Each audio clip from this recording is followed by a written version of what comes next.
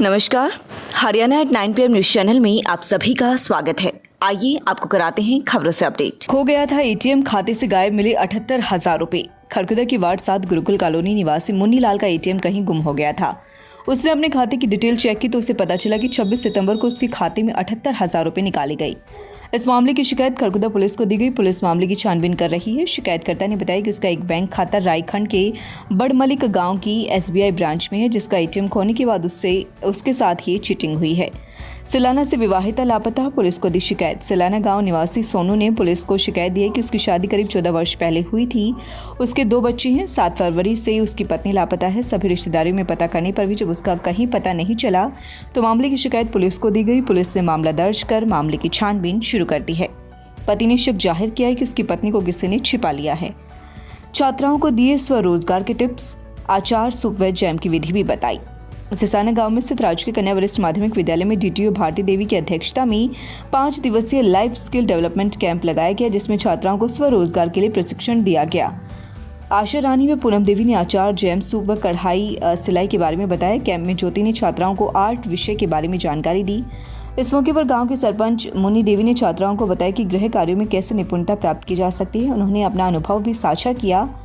रामकुमार ने मेडिटेशन व योगा के माध्यम से अपनी जीवन शैली को प्रभावी बनाने के बारे में जागरूक किया। कृषि विशेषज्ञ सतबीर सिंह ने मौसमी फलों व ऑर्गेनिक खेती के बारे में भी विस्तार से जानकारी दी व इनका आने वाले समय में भी महत्व बताया।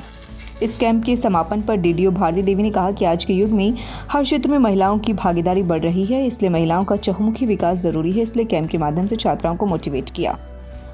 दैया खाप एक प्रधान पर मुहर लगाने का मामला, 13 फरवरी को होगी महापंचायत। दैया खाप का एक प्रधान हो, इस मामले में दोनों पक्षों की तरफ से 3 पंचायतें हो चुकी हैं।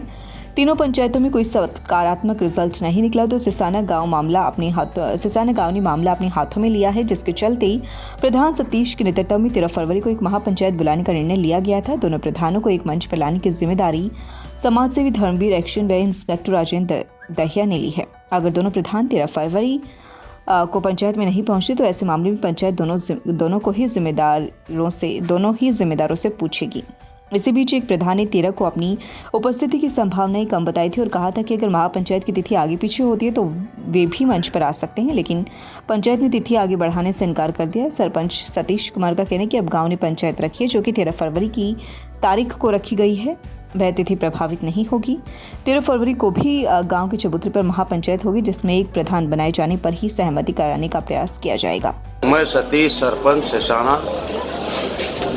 जो 2 प्रधाना के बारे में विवाद चल रहा था, उसमें पंचायतें चलती रहती है और एक 13 तारीख को गांव ने जो पंचायत रखी है सरपंच की अध्यक्षता में होगी। पंचायत जरूरी होगी और उसमें निर्णय होकर रहेगा। दोनों पक्षों के जिम्मेवार पंचायत में 6 तारीख को थे और वे उम्मीद है कि उनको दोनों को लाएंगे और उसका निर्माण हो जाएगा। 200 मीटर की दौड़ में अंतिमा व 800 मीटर की दौड़ में मनोज प्रथम। बृहस्पतिवार को शहीद दलबीर सिंह राजकीय महाविद्यालय पिपली में 2 दिवसीय खेलकूद समारोह शुरू हुआ, जिसका शुभारंभ महाविद्यालय प्राचार्य किरण सरोहा ने किया। प्रतियोगिता की शुरुआत विद्यार्थियों के मार्च पास्ट, शपथ ग्रहण व प्राचार्य द्वारा ध्वजारोहण करके की गई। प्रतियोगिता के पहले दिन छात्रों की 800 मीटर दौड़ में मनोज प्रथम, कपिल ने द्वितीय व साहिल ने तृतीय स्थान प्राप्त किया। छात्रों की 200 मीटर दौड़ में प्रथम स्थान ऋतिक, द्वितीय स्थान लक्ष्य दैया व तृतीय स्थान रवि ने प्राप्त किया।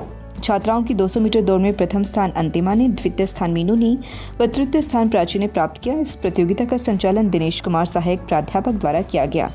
इस प्रतियोगिता में 800 मीटर दौड़, 200 मीटर दौड़, गोला फेंक, भाला फेंक, लंबी कूद, ऊंची कूद प्रतियोगिताएं शामिल हैं।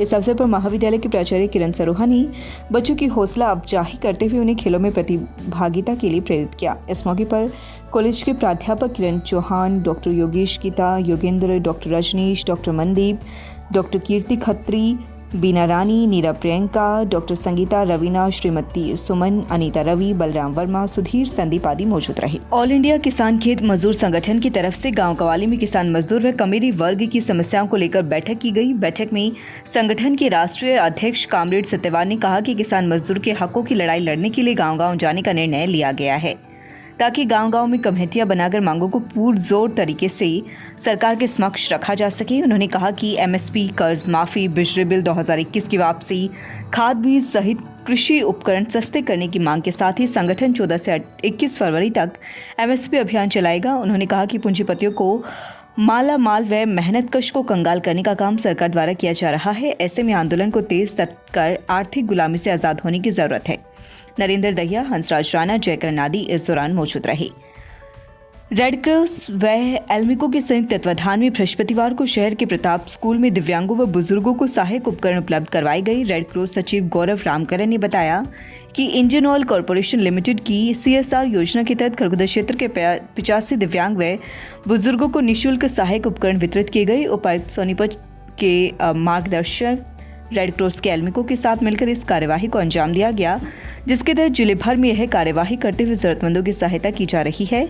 शिविर में मृणाल कुमार CSR प्रमुख हरियाणा, धर्म प्रकाश आर्य, संजय शर्मा DTO, धर्मवीर दहिया, विजेंद्र रामधारी, परमिंद्र आदि मौजूद रहे। Ophthalmology services available at Tulip hospital Sonipat from 15th of February. Dr. Shweta Raghav. OPD timing Monday to Saturday 1 p.m. to 6 p.m.